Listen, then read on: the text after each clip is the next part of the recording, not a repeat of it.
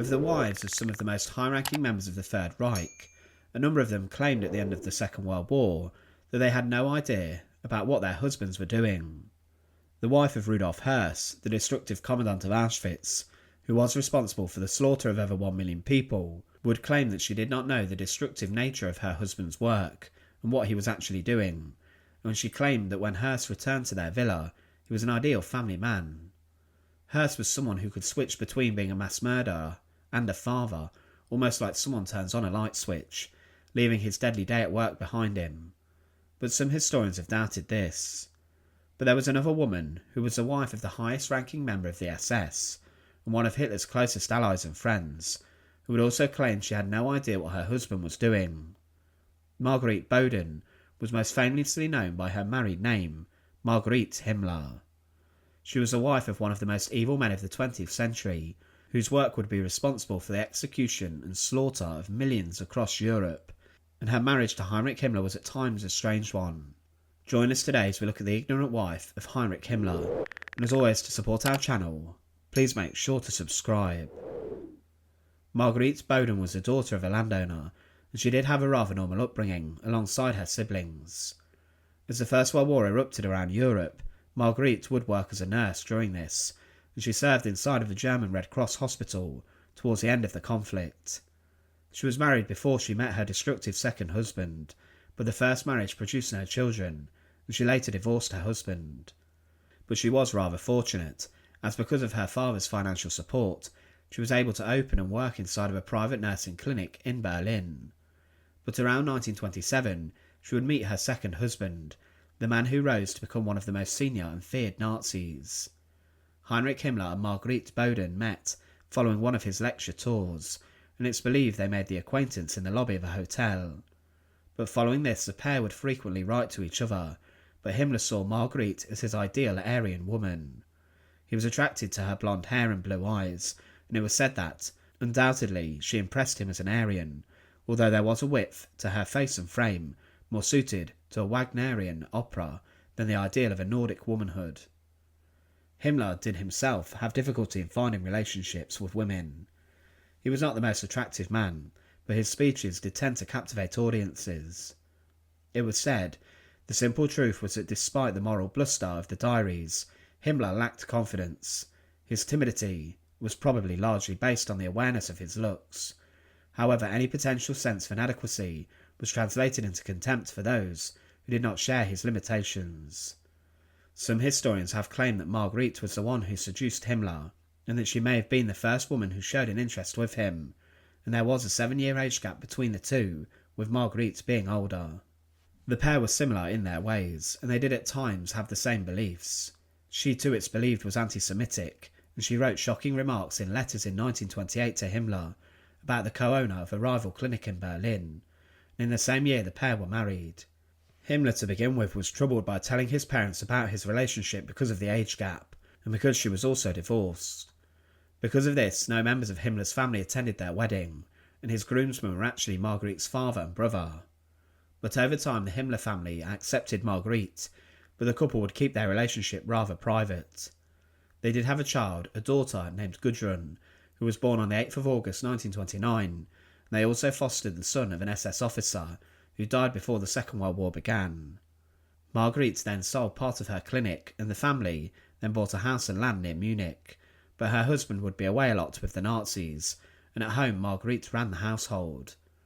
But following the Nazis seizing control, the family moved house, and Himmler was given a large house in the region of Berlin of Dahlem to live in. But at this time, husband and wife would live almost completely separate lives, due to the fact Himmler was always away with the SS, as he was the head of the SS, the paramilitary group who would serve as executioners during the Second World War, and as the guards who worked inside of the concentration camps. Because of this, Himmler was always in different parts of Germany and other lands, inspecting groups of SS men, and working, meaning Margarete and he began to see less of each other. They would get together for Nazi functions and parties, but the couple grew apart. Margarete was described as a cool, hard woman, with extremely delicate nerves, who radiated no warmth at all and spent too much time moaning. But it was said Margarete did love Himmler, and she remained true to her husband. She even would early on join the Nazi Party herself, but Himmler's work led to the marriage becoming strained even more. She was also not very popular with other high-ranking Nazi wives, and she did invite the other wives to tea and coffee. However, she remained an unpopular part of the social circles of the SS. But her husband was one of the most powerful men not just in Germany, but over Europe. During the Nuremberg Rally of 1938, Margarete had fallen out with many of the women. But around this time her husband began to have an affair with his young secretary named Hedwig Potthast. Himmler would have 2 children with her, and she would in 1941 find out about the relationship, but by this time she had already separated from Heinrich Himmler. But during the Second World War, Margarete was a rather skilled nurse who would decide to work inside of the conflict. She did not need to do this, being the wife of the head of the SS still, and she would help to operate a German military hospital, which had links to the Red Cross. But she was supervising German military hospitals, and in this role she was often quite close to the front lines, where the German army were pushing forward, and she even went to German-occupied Poland, where she saw the occupation in full swing, and the work her husband's SS were doing. She would reiterate her anti-Semitic rhetoric. Before her work inside of the German Red Cross, Margarete was given the rank of colonel. She would continue to respect her husband, despite the heartbreak he had caused her with his affair, and she said, "How wonderful that he has been called to great tasks and is equal to them. The whole of Germany is looking to him." She remained loyal to her husband, and the last time Margarete and Heinrich Himmler saw each other was in April 1945, where they spent a few hours together, along with their daughter in the home, in Gudmund. At the end of the Second World War, Margarete and her daughter left as the Allies advanced, but they were arrested near to Italy, before they were held in different prison camps around Italy, France and Germany. But she, being the wife of Heinrich Himmler, would be interrogated, but the investigators discovered that she was not the best informed about the work of her husband. Himmler, of course, had been in charge of the final solution, and had been a key cog in organising this, with his SS being the ones who carried out the slaughter in the concentration camps. Her husband was responsible for the deaths of millions of people all across Europe, but to her interrogators, Margarete seemingly did not know what her husband was doing. She was said to have had a small town mentality, who did not know what her husband's official business was. She was interrogated during the Nuremberg trials, but in November 1946 she was released. She claimed after the war that despite being the wife of the Reichsführer SS, she did not know her husband's work, that he'd been visiting concentration camps and advocating for the slaughter, and she claimed she was not responsible for the actions of her husband. This was also judged in her favour, as she had many different hearings regarding her actions and her knowledge. On the 15th of January 1953, a final hearing stated that she had been a beneficiary of the Nazi regime, and she was sentenced to 30 days hard labour and punishment labour, and Margarete also lost her right to vote and her access to a pension. In her later life, Margarete, following the end of the war and her husband's death, lived with her sister, and she would spend her final years living with her daughter in Munich. But there have been many questions raised as to what her knowledge about her husband's work really was. One historian claims she did not know about the official secrets or the planned projects such as the expansion of the concentration camps.